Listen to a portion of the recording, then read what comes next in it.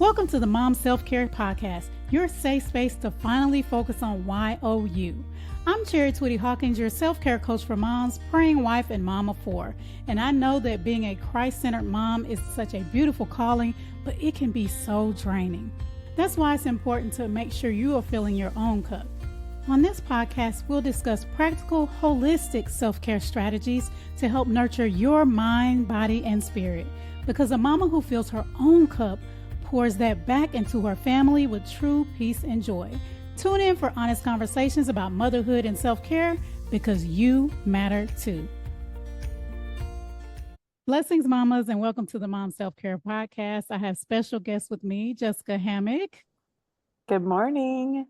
Good morning. Thank you so much for joining us. Or actually, whenever you guys are listening to this, I know it comes out in the evening, but I hope you guys enjoy this episode. We're going to be talking about healing trauma because I know a lot of us are dealing with that and how it shows up in motherhood and how to embrace getting over that trauma and living our best life. So let me tell you a little bit about Jessica. Jessica is passionate about heart, mind, and body wellness. She endeavors to teach others about emotional and mental health, helping them unwind the treasure from the trauma, to walk in the truth of their identity, and empowering them to break free of what is holding them back to nurture the best version of themselves. Kind of like what I said.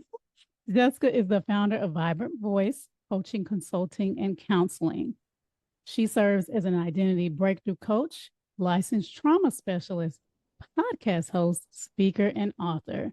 And she is also currently the director of behavioral and mental health, serving 100 campuses and 25 students. My goodness. Yes. That's awesome, Jessica. So tell me something about yourself that's not on your official bio. It took me 10 years of infertility to be able to have my little girl. So getting to being a mom was a long journey. So that's definitely part of my story. And what has that taught you? Oh, a whole lot of life lessons. I'm sure as motherhood does. Yeah, I think the biggest thing that I took away from it was continuing to show up for other people in a way that I would want to be shown up for, even when there was still pain in my life. Sowing seeds of joy and celebration and support for other people so that I could one day look at how that would come back to me, what I would reap from it, so holding both emotions like pain and sorrow of what I was missing out on or where I was at in the journey, but also being willing to participate in joy and hope and celebration for other people too. Right. I would say a super distant cousin that she wasn't able to get pregnant for a long time. Now she has two beautiful daughters. Yeah. I said, girl, I have been following you from the beginning, and to see your little blessings in person is just amazing. So I know that. They're amazing. Absolutely wonderful. Okay, so speaking about trauma, we hear that word. Some people say it's a buzzword. What does trauma mean to you? This is one of the most, I think, freeing things for me when I learned about trauma and studied it in depth is that, and this is the part I don't think that's talked about enough, is that trauma is not a disorder. Now, there are diagnoses of trauma, but when they studied, they labeled it as a disorder so that they could have funds to study it.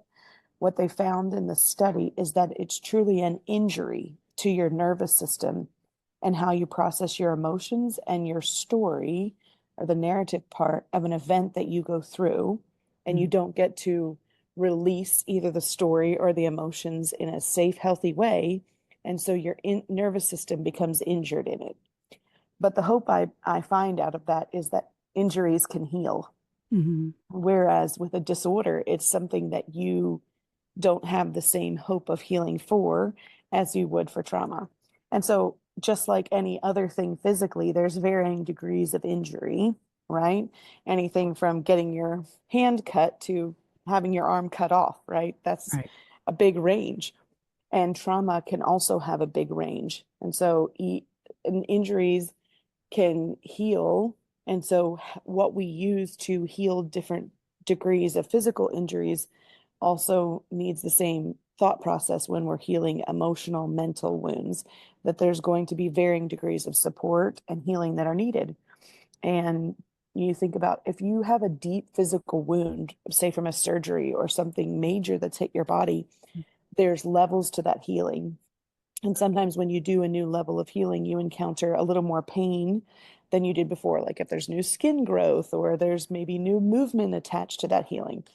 And I think that a lot of people have resistance to this idea of, I started this healing process and now I'm back in pain again. Well, it Mm-hmm. doesn't dismiss the work that you did in the past, but you're on a new level of healing.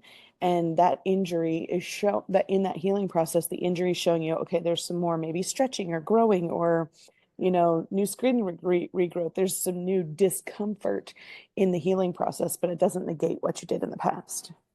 So true.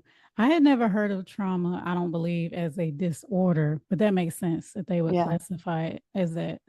And I hadn't heard the term injury, but of course, as soon as you said it, you connected with Yeah. physical injury and how it takes time. I just got maybe TMI, but I had a cyst on the back of my head and it's been like 2 months of a Hmm. process. And so just to connect that Yeah. with emotional or mental injury, as you said, that's really good. And I love how you talked about different levels because I see some people like, oh girl, that's not trauma. Well, you don't know that. And you don't know Hmm. what stage that is for them. And what they found actually in the study of trauma is that there's actually no one thing that they can label as a traumatic thing Mm-hmm. because it is how each person goes through it. So we could have 100 people all go through the exact same event, and there will be varying levels to which some people are injured. Some will come out with no injury at all. And they're even studying now what they call post traumatic growth out of an event. So some people will experience something that could be looked at as traumatic and will actually grow and blossom from it. Mm-hmm. So that it's yes, what it's the difficult part about having these conversations in a buzz fashion is that people become dismissive of what an injury is, right? Right. They do that with physical things too. Well, that's not hard. I dealt with da da da da da, right? That's why Mm-hmm. we can't spend a lot of time in comparison because it diminishes who we are in our experience when the reality is there's a whole lot of factors that play into how we sustain this injury. Mm-hmm. you know, our generational history and participation in things, our family of origin and what they allowed or permitted or what they used as survival tactics, our current thoughts and belief systems from the environment of people that we stay around now. And all of those things can contribute to whether or not or how deeply someone can be injured from an event or situation or relationship that they go through. Mm-hmm. Now, as moms, how do you find, and I know, of course, you serving 25,000 people. Oh my goodness. Oh my goodness. But as moms in particular, how do you find that trauma shows up in our lives, like in our mothering? How it shows up is when our children are acting out something that we didn't get healed from. So if your child is having a behavior or a situation, a behavior or a reaction, it could be a behavior, a conversation, a thought process, any kind of action that we weren't allowed to have Mm-hmm. as children. And so I don't, every age of mothers is different, right? But if your parents came from the children are to be seen and not heard era, and you are a mom in that era, where Mm-hmm. you were expected to be quiet and listen and wait, Yeah. your children now are voicing their opinions about something, maybe, and having pushback because that's the generation that we're in with the kids. They're being encouraged to speak their truth, right? Mm-hmm. Well, that then releases an emotional reaction a lot of times in us as mothers because we were in the be seen and not heard era. So Right. now we have to wrestle with, oh, there's so many things I wanted to say as a kid and I couldn't. And so now I'm having this internal emotional anger and frustration or tension. Like, how do I deal with this? I want to let them do this, but then I feel disrespected. And why didn't I get to say the things I needed to say? Yeah. And I see you connecting with that. Like, Mm-hmm. that is how typically it shows up. if we didn't have permission to do something or didn't feel safety in something as a child, and our children are experiencing the opposite or showing the opposite of that, Mhm. and we get dysregulated, that is the trauma. That is so true. Oh my goodness. Oh my goodness. I could agree with that. I'm like, oh my goodness. Because I go through that with my kids. I'm like, trying to remember to check myself. They're not being disrespectful.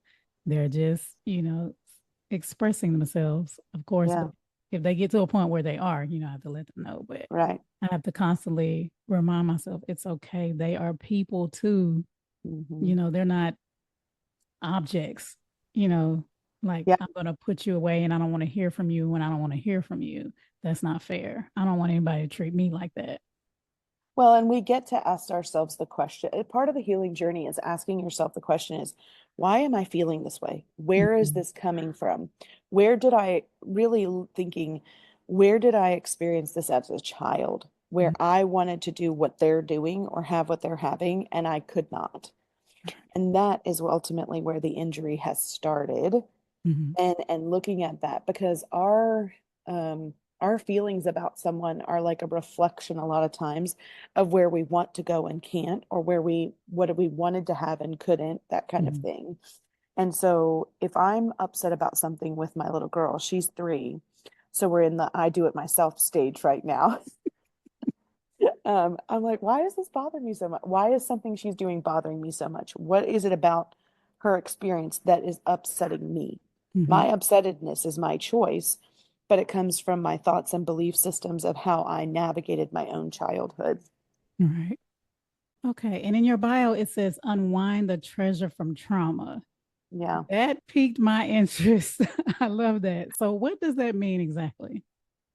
Most everyone that I have worked with, when they experience a trauma, what they walk away from is almost like imagining going through a fire. You look at the story of your trauma from the perspective of what's left, which is the ashes, the Mhm. pain, the discomfort, um, kind of everything that got taken away or burnt down, so to speak. And that is a perspective, but it's not complete. And so, what I look at is there's still the treasure of who you are, no matter what you've gone through. Mhm. And so I think of it as if we were to go to a house that had been burnt down and dig through it, there always seems to be these little things that pop up.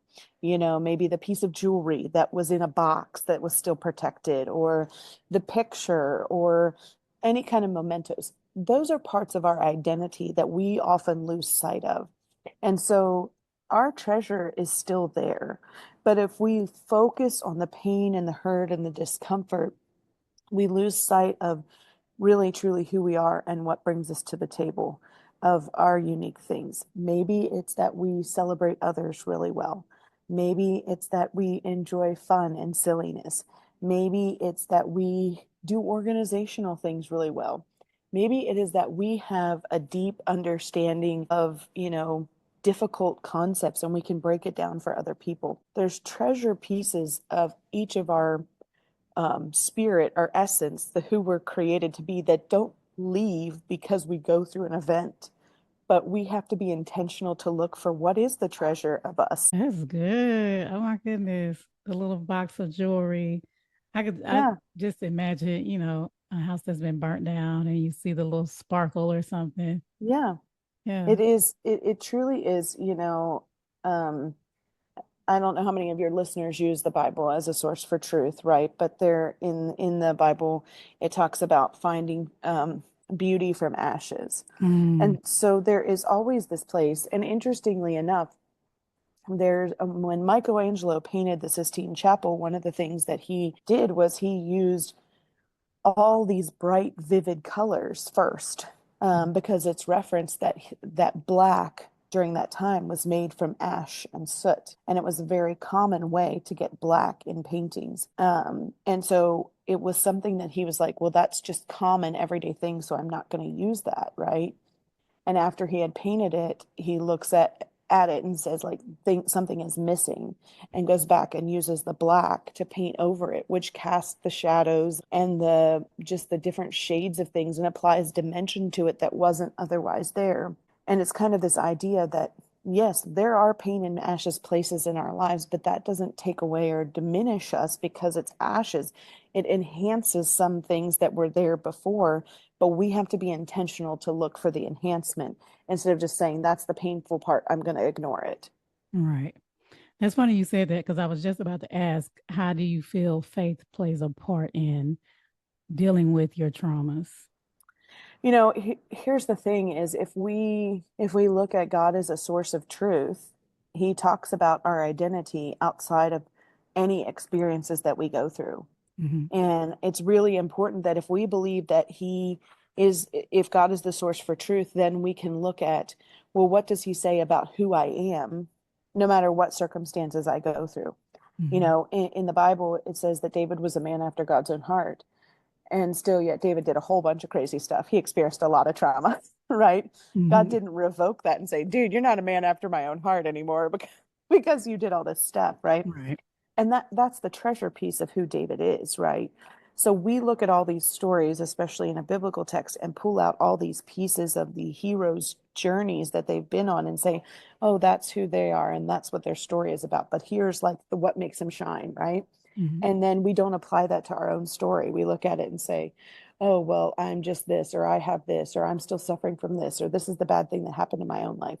So we can do it for somebody else, but we have got to choose to do it for us. Mm-hmm. And I firmly believe that for if we can choose to partner with what God says about who we are in that identity piece, we're able to move through the healing piece of the trauma and not be defined by those places and pieces in our life from a painful point. Oh, that's good. That's what some would say. That's a nugget right there. That's a nugget. Like applying that to our lives as well. We Yeah. are not just our trauma or the bad things we went through, that we Hmm. are who God says we are. Yeah. First Yeah. and foremost, we are who God says we are. Yeah. And I think that we can have growth from those trauma points. We can choose. It is a choosing. It is Mhm. choosing to say, I'm not going to let those things define me from a negative standpoint or hinder me from what it is that I've been put on this earth to do. But I'm going to make a choice to say, no, I use that as kind of, I say, look, that's an additional piece to the armor that I carry. This is something else that's been added to the tool belt that I have moving forward to equip the next generation or heal my family line. Right. And those can be really powerful tools in the work that we do, no matter what that's in, especially as moms, Mm-hmm. because we have made a choice to not let those things define us. But what we have done in the Bible, it talks about this. It says like curses are to the third and fourth generation, but blessings are to 1,000 generations. So by Mm-hmm. us taking a stand and saying, I'm healing this thing in myself, we set ourselves and our legacy up for 1,000 generations to experience something completely different than we did. That's right. I'm over here smiling because I'm like, yes, when you heal yourself, you're not passing that on. You are healing for your generations, legacy. Yeah. I love it. And I totally agree. Okay, as a mom, we kind of talked about this a little bit. When things go on, like something your child does trigger something in you, Mm-hmm. how can we, because a lot of times, well, yeah, a lot of times we may have that, it triggers, so you react immediately, which we shouldn't do. But how do we work on healing our emotional health and healing that trauma at the same time as Mm-hmm. being a mom, because we have so many other things to do. And I'm saying this because I know y'all like, oh, this is just another thing to add on my plate, but Yeah. it's necessary. And how do we do that? The first step I tell anybody when we're navigating present circumstances with a framework that we have not, that there's not full and complete healing from the past is for first step. And I know this is so basic and people are going to be like, yeah, right, is to breathe. And it is the fastest way to de-escalate your system in a reaction standpoint is to take a short breath in and a long breath out. So I say, smell the flower, imagine your pretty flower, and then blow out the candles. Now, this is not just any cake we're blowing out. This is Aunt Jane's 100th birthday that we're going to. Okay. So there's a lot of candles. Okay. So it's not the same kind of breathing you might have done during labor, right? It's a whole different, short breath in, long breath out. And here's why I say to do that first and foremost, even in the midst of I'm reacting, I want to maybe yell, or I'm clenching my fists, or whatever your state is breathe. Is because it relaxes the body. When you're in that reactionary state, you have a piece, the front part of your brain called your prefrontal cortex. That's your logic and reasoning brain. And this goes for you or your children. When you're in that state of reaction, that part of your brain is actually bypassed. So you can't access logic and reasoning based actions or thoughts at that moment. Because your brain and your brain and body are communicating, saying like, this is danger and we're in trouble. This is a threat. We're reacting. So as soon as we can start breathing, short in, long out, and coach yourself, smell the flower, blow out the candles, and do that in a couple cycles, our body relaxes. And when our body relaxes, it sends a signal back to our brain that says, okay, we're safe. And now that center comes back online. And then we can begin to process, what am I doing that makes me feel this way? What are they doing that makes me feel this way? Where did this come from? When, as a child, did I first feel this way? Because so much of our states now are tied to as children when we first experience something. Because up until the age of 10, we're concrete black and white thinkers. And so this is where we store in that storyline of like, my mom and dad are getting a divorced, and the last thing they fought about that I remember was I didn't clean my room. So if I had cleaned my room, my mom and dad wouldn't have gotten divorced. That kind of triangulation we do, when in reality, them getting a divorced had nothing to do with us cleaning our room. But we stored that storyline. So now anytime somebody fights, we think it's because of what we did. So part of us is so relaxing our body and then going back and allowing ourselves to look at why are we feeling those ways and release some of those emotions. Maybe you have never given yourself permission to grieve that piece from the begin with. Maybe you are feeling really angry and you need to do some work around. I tell people like clenching your fist. Now, not at your kids, but in your own space. Go to your closet and clench your fist and growl and let that out. And the reason I say that is it uses up that angry energy in your nervous system so that you can come down.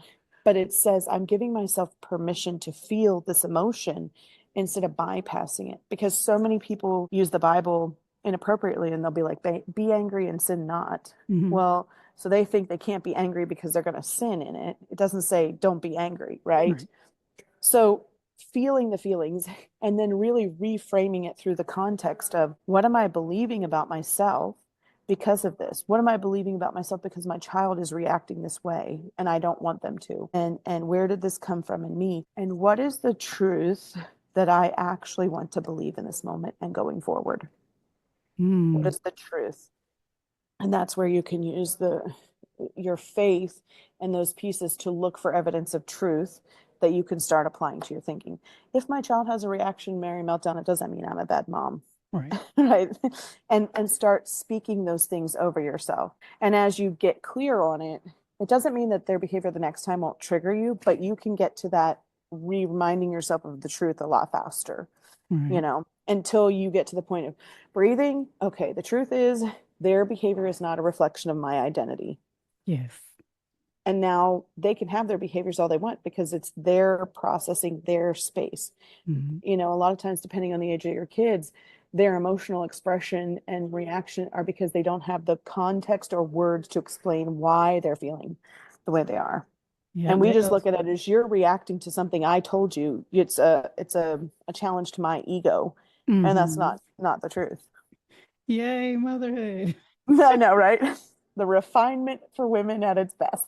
Yes, indeed. But that is so, again, some nuggets. Give yourself permission to feel those feelings. Yeah. Give yourself permission. And when you started talking about the breathing, I do that. Yeah. I think we think it's so basic we forget to do it, but the truth is it it actually scientifically really truly calms our system down, and at the very basis brings it back.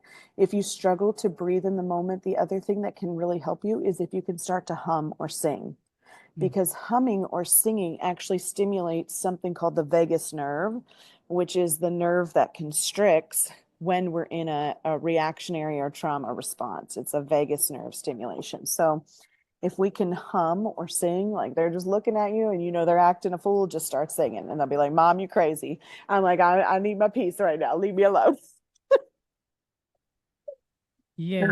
I think So I've done it before, but not, I just did it. I wasn't like, okay, let me calm down. Just like, and then same reaction. Mama, yeah. you're so silly. Why are you singing? Ha ha ha. So Yeah, you stay alive. I'm singing so you stay alive. exactly. Exactly. Oh my gosh. How would you say emotional healing helps moms connect with their identity outside of motherhood? Well, I think that we have to remember that motherhood isn't our identity. It is a role that we have while we're on this earth, the same way as being a spouse, being a friend, all of those things. And so, doing the work to heal yourself emotionally actually allows you to step into the best version of your identity, which is the unique way that you think, feel, and choose to move through this life. And so, if we can participate in, we take care of ourselves physically, we go get, healing, we participate in healing practices for our body. It's just as important to participate in healing practices for our mind and our emotions, for the spirit of us that's at sustained wounding, because that helps us operate in the truest form of our identity.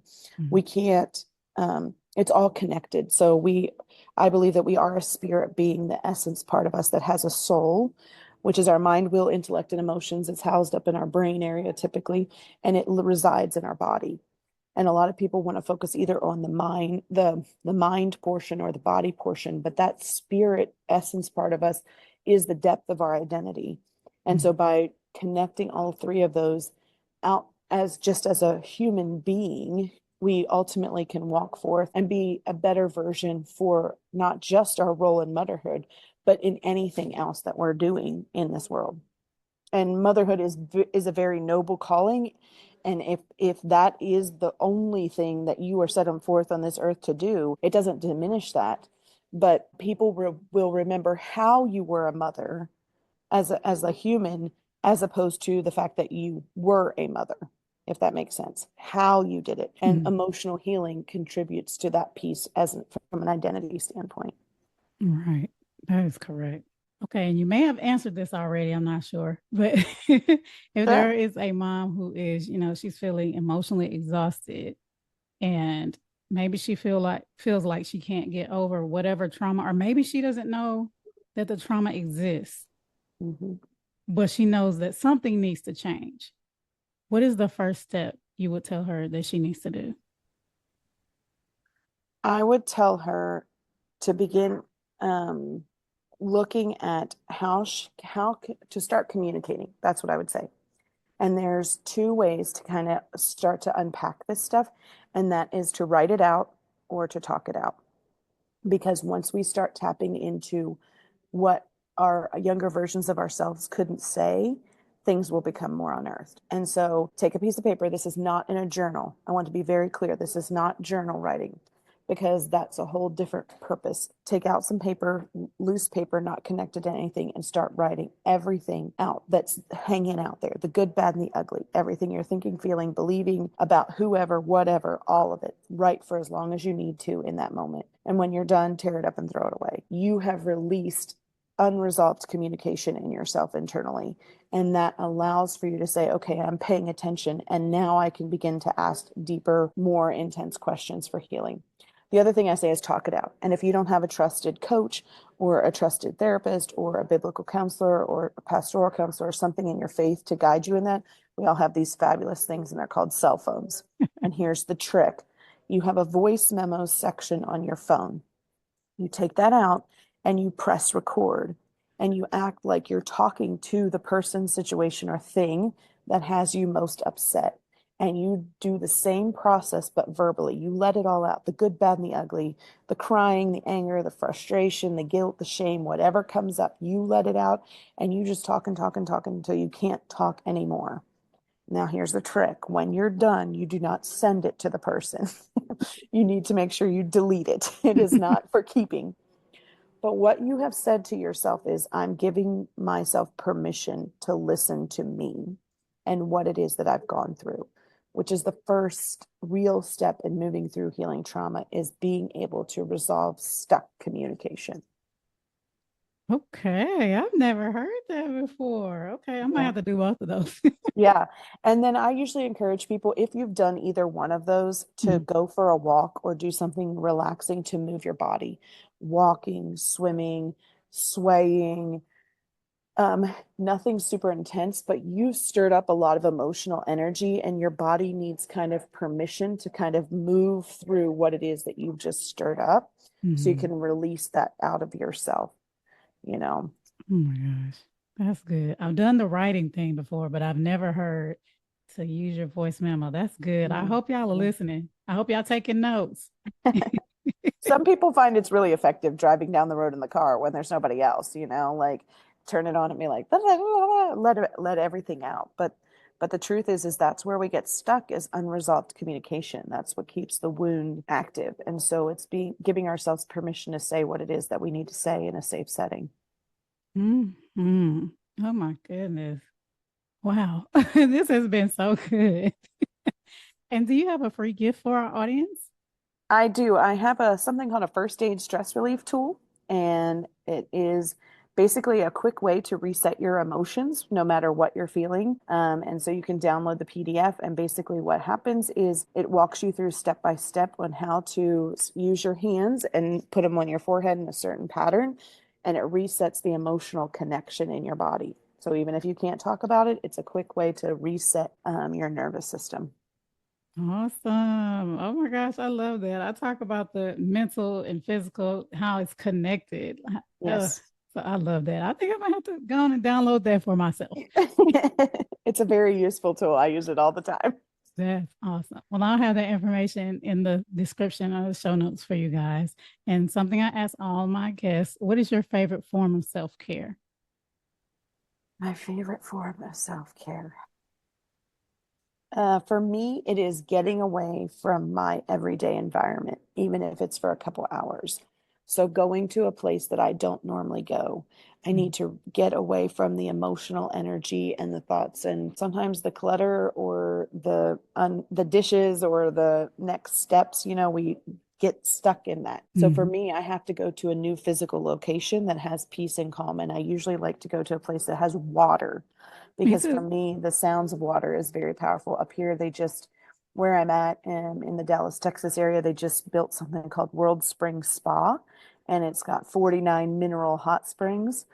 And they have a session you can book for 3 hours, and you can just go, and they have spa music, and you can intermingle among the different spa pools. That for me is the ultimate place, because it's the perfect amount of time, and you feel like you're on a spa vacation in the middle of nowhere where life has stopped to exist. But for me, it is that reset of my nervous system, being out of the norm in a place that's relaxing. Awesome. All right. Well, thank you so much, Jessica. I hope you guys, if you have not subscribed, sure you subscribe, share with a mama you love, and make sure you save this and come back and take notes. Y'all know I usually have my purple pen. I know I'm making a lot of noise. Take notes, because this is good. All right, guys. Thank you again, Jessica. Thank you. All right, guys. Until next time, take care. God bless. Bye. Thanks so much for joining me for the Mom Self-Care Podcast. I hope you feel inspired to make yourself a priority too. If you enjoyed this episode, don't forget to subscribe so you don't miss a thing. Share this podcast with another mama you love and leave a review. Also, feel free to let me know what you would like to hear about in future episodes by visiting me on Instagram at CIC Inspire Me. Until next time, take some time to take care of YOU, because you matter too.